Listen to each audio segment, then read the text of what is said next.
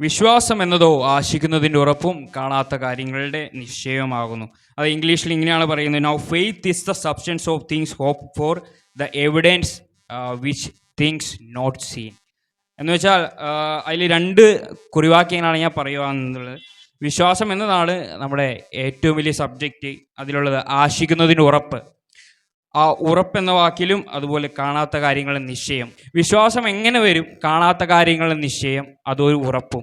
ഉറപ്പെന്നത് നമ്മുടെ പ്രസൻറ്റിലുള്ള കാര്യമാണ്. ഈ ഉറപ്പുണ്ടെങ്കിൽ മാത്രമാണ് കാണാത്ത കാര്യങ്ങൾ അഥവാ ഫ്യൂച്ചറിലേക്കുള്ള കാര്യങ്ങൾ നമുക്ക് പ്രാർത്ഥിക്കുവാൻ സാധിക്കുകയുള്ളൂ. പ്രതികാല നമ്മുടെ ബൈബിളിലുടനീളം അനവധി എക്സാമ്പിളുകളുണ്ട്. പ്രതികാല ആദ്യം പറയുന്ന എക്സാമ്പിൾ എബ്രായരെ തന്നെ 11:4 പറയുന്നുണ്ട്. ബൈബിളിൽ ആദ്യം കാണുന്ന വിശ്വാസത്തിൻ്റെ ഒരു വ്യക്തി ഹാബേലാണ്. ഹാബേൽ വിശ്വാസത്താലാണ് ഹാബേൽ ദൈവത്തിന് യാഗം കഴിച്ചത്. കയ്യൻ യാഗം കഴിച്ചു, പക്ഷെ കയ്യൻ്റെ യാഗത്തിൽ എന്തില്ല? വിശ്വാസമില്ല.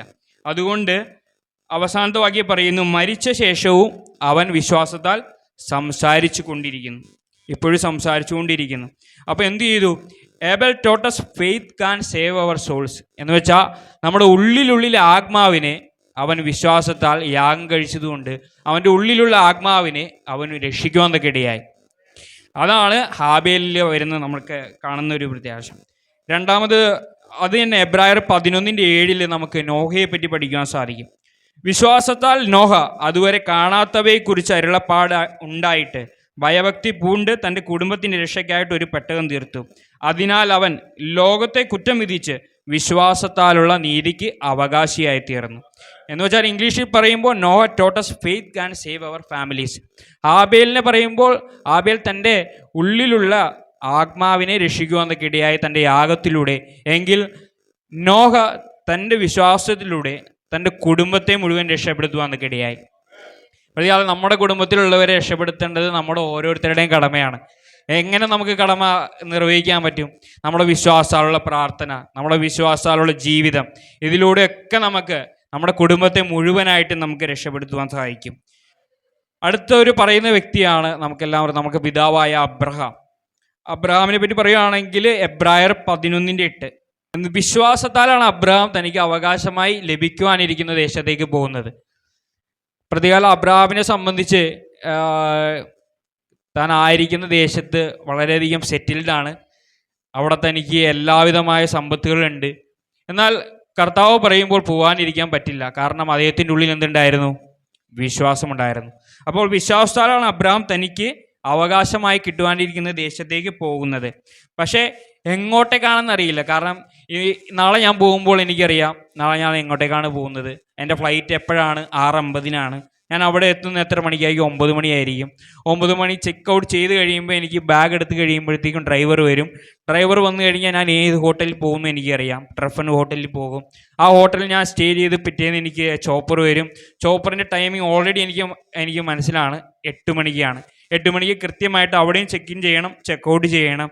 അതിപ്രകാരം ചെക്ക് ഔട്ട് ചെയ്ത് ഹെലികോപ്റ്ററിലൂടെ യാത്ര ചെയ്ത് ഞാൻ ഒരു 8:30 ആകുമ്പോൾ ഞാൻ എൻ്റെ റിഗിലെത്തും. ഇത്രയും കാര്യങ്ങൾ എനിക്ക് വസ്തുനിഷ്ഠമാണ്. പ്രത്യേക അബ്രഹാമിനോട് ചോദിച്ചാൽ അബ്രഹാം എന്തു പറയും? അബ്രഹാമിന് ഊരേതാ പേരേതാ ഒന്നും അറിയില്ല. നീ എങ്ങോട്ടാണ് പോകുന്നത് ചോദിച്ചാൽ എനിക്കറിയില്ല, കർത്താവ് പറഞ്ഞു. നമ്മളെ മാനുഷ്യമായ ഒരു ബുദ്ധിയിൽ നമ്മൾ ചോദിച്ചാൽ നമ്മൾ പറയും നീ ഒരു പൊട്ടനാണ്. കാരണം നിനക്കറിയില്ല എവിടെ പോവാണ്, പിന്നെ എന്തിനു നീ പോകണം. പക്ഷേ അബ്രഹാമിൻ്റെ ഉള്ളിൽ എന്തുണ്ടായിരുന്നു? വിശ്വാസമുണ്ടായിരുന്നു. അതുകൊണ്ടാണ് അതിനകത്ത് പറയുന്നത് എവിടേക്ക് പോകുന്നു എന്നറിയാതെ പുറപ്പെട്ടു. എവിടേക്ക് പോകുന്നു എന്നറിയാതെ പുറപ്പെടുന്ന ഒരു മനോഭാവം നമുക്കറിയാവുന്നതാണ്. പക്ഷെ അദ്ദേഹത്തിൻ്റെ ഉള്ളിൽ എന്തുണ്ടായിരുന്നു? വിശ്വാസം. ഈ വിശ്വാസം മൂലമാണ് തൻ്റെ അബ്രഹാമാണ് നമ്മുടെ പിതാവ്. അബ്രഹാമിൻ്റെ ആ വിശ്വാസം മൂലമാണ് ആ ജനത മുഴുവൻ രക്ഷിക്കപ്പെടുവാനൊക്കെ ഇടയായത്. ഇതുപോലൊരു വിശ്വാസമാണ് നമ്മുടെ ജീവിതത്തിലും വേണ്ടുന്നത്. പ്രതികാലം നമ്മുടെ ജീവിതത്തിൽ അനവധി കഷ്ടങ്ങളുണ്ട്. പ്രതികാല ക്രിസ്തീയ ജീവിതം എന്ന് വെച്ചാൽ ഒരു പട്ടുമെത്തയുടെ അവസ്ഥയല്ല.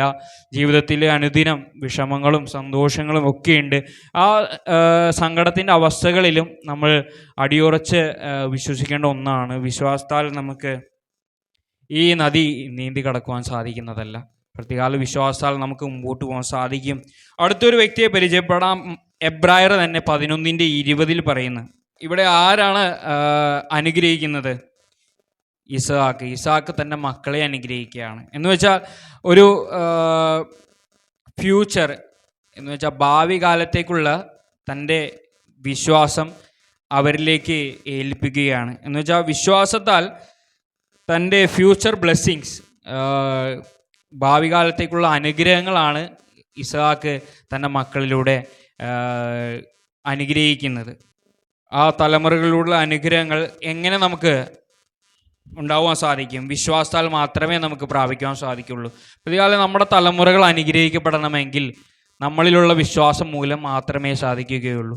പ്രതികാലം നമ്മളിലുള്ള വിശ്വാസം കണ്ടാണ് ആ ജനറേഷൻ വളർന്നു വരുന്നത്. അതുപോലെ ആയിരിക്കുവാൻ ദൈവം നമ്മളെ സഹായിക്കട്ടെ.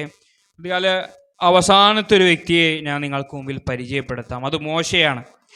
എബ്രായർ 11:23 മുതൽ 26 വരെയുള്ള വാക്യങ്ങൾ എന്നെ സ്വാധീനിച്ചൊരു ക്യാരക്ടർ എന്ന് പറഞ്ഞാൽ മോശയുടെ ക്യാരക്ടറാണ്. പ്രതികാലം അവൻ ഒന്ന് ആലോചിച്ച് നോക്കിയാൽ ഒരു മിറാക്കിൾ ചൈൽഡാണ്. പ്രതികാലം എബ്രായരുടെ മക്കളെ എല്ലാം കൊന്നു കഴിയുമ്പോൾ അവിടുന്ന് ഉത്ഭവിക്കുന്ന ഒരു സന്തതിയാണ് മോശ എന്ന വ്യക്തി. അതുപോലെ തന്നെ അമ്മയപ്പന്മാർ തന്നെ ഒളിപ്പിച്ചു വെച്ചു. അത് മിസ്രൈമിലെ രാജകുമാരി കണ്ട് അവനെ രക്ഷിച്ചു. പ്രതികാല് മിസ്രൈമിലെ രാജകുമാരിക്കയുടെ കയ്യിൽ എന്തുണ്ട്? പണമുണ്ട്, വെൽത്തുണ്ട്, സമ്പാദ്യമുണ്ട്, നല്ല പഠനം കിട്ടിയിട്ടുണ്ട്, പഠിപ്പിക്കാൻ പ്രത്യേകാൽ വിശേഷപ്പെട്ട ആളുകളുണ്ട്. ഇതൊക്കെ എന്തുകൊണ്ട് താൻ നിരസിച്ചു? അതാണ് അവിടെ പറയുന്നത്. പ്രതിഫലം നോക്കിയത് കൊണ്ട് ഫറവോന്റെ പുത്രിയുടെ മകൻ എന്ന് വിളിക്കപ്പെടുന്നത് നിരസിക്കുക. എന്താണ് പ്രതിഫലം? കർത്താവിൽ നമുക്കുള്ള പ്രതിഫലം എന്താണ്? ആ പ്രതിഫലത്തെ പറ്റിയാണ് ഫിലിപ്പിയർ 3:14 പറയുന്നത്. ഒന്ന് ഞാൻ ചെയ്യുന്നു, പിമ്പിലുള്ളത് മറന്നു, മുമ്പിലുള്ളതിന് ആഞ്ഞുകൊണ്ട് ക്രിസ്തുയേശുവിൽ ദൈവത്തിൻ്റെ പരമവിളിയുടെ വിരുദിനായി ലാക്കിലേക്ക് കൊടുത്തു. ഇംഗ്ലീഷിൽ പറയുകയാണെങ്കിൽ ദ കോൾ ഓഫ് ഗോഡ്. നമുക്ക് ഏറ്റവും വലിയ പ്രതിഫലം എന്താണ്? നമ്മുടെ ദൈവത്തിൽ നിന്നുള്ള വിളി, കോൾ ഓഫ് ഗോഡ്. ആ വിളിയെയാണ് മോശ എന്തുകൊണ്ട് പ്രതിഫലം എന്ന് വിളിക്കുവാന്നൊക്കെ ഇടയായി. പ്രതികാലം ആ സമയത്ത് മോശയെ വിളിച്ചത് കൊണ്ടാണ് മോശ ദ ഗ്രേറ്റസ്റ്റ് ലീഡർ. ക്രിസ്തു ജനിക്കുന്നതിന് മുമ്പുള്ളൊരു നൂറ്റാണ്ടാണ്, BC ആണ്. ആ BCയിൽ യാതൊരുവിധ ടെക്നോളജി ഇല്ലാതെയാണ് ആ ജനതയെ നയിക്കുവാന്നൊക്കെ ഇടയായത്. എന്തുകൊണ്ട് തനിക്ക് അങ്ങനെ സാധിച്ചു? വിശ്വാസത്താലാണ് സാധിച്ചത്. അതിനകത്ത് പറയുന്നത് വിശ്വാസത്താൽ മോശയുടെ ജനനം ഒരു വിശ്വാസത്താൽ മുഖാന്തരമായിരുന്നു. മോശ എങ്ങനെയാണ് വളർന്നത്? വിശ്വാസത്താൽ. മോശ താൻ വളർന്നപ്പോൾ പാപത്തിൻ്റെ തൽക്കാല ഭോഗത്തെക്കാളും ദൈവജനത്തോടു കൂടെ കഷ്ടം അനുഭവിക്കുന്നത് തിരഞ്ഞെടുത്തു. കാരണം ദൈവം എന്നെ തിരഞ്ഞെടുത്തു എന്നല്ല, ഞാൻ നിന്നെ തിരഞ്ഞെടുത്തു. ദൈവം തിരഞ്ഞെടുത്തത് കൊണ്ടാണ് മോശ ഏറ്റവും വലിയൊരു നായകനാകുന്നത് ഇസ്രായേൽ മക്കളുടെ. അങ്ങനെയാണ് മോശ അത്രയും ജനതയെ ഒരു 40 വർഷക്കാലം മരുഭൂമിയിൽ പരിപാലിക്കുമെന്നൊക്കെ ഇടയായത്. എന്ന് വെച്ചാൽ മോശയുടെ ജീവിതത്തിലൂടെ നമ്മൾ എന്താണ് പഠിക്കുന്നത്? Through faith we can overcome this world. നമ്മുടെ ഈ ലോകത്തെ തന്നെ നമുക്ക് വിശ്വാസത്തിലൂടെ ജയിക്കുവാൻ സാധിക്കും. ഞാൻ പറഞ്ഞത് തിരഞ്ഞെടുപ്പിനെ പറ്റിയാണ്. നമ്മുടെ പ്രതിഫലം എന്താണെന്ന് ചോദിച്ചാൽ ക്രിസ്തുവിലുള്ള നമ്മുടെ പ്രതിഫലം, അവൻ നമ്മെ തിരഞ്ഞെടുത്താണ് നമ്മുടെ പ്രതിഫലം. എന്താണ് ആ വിളി?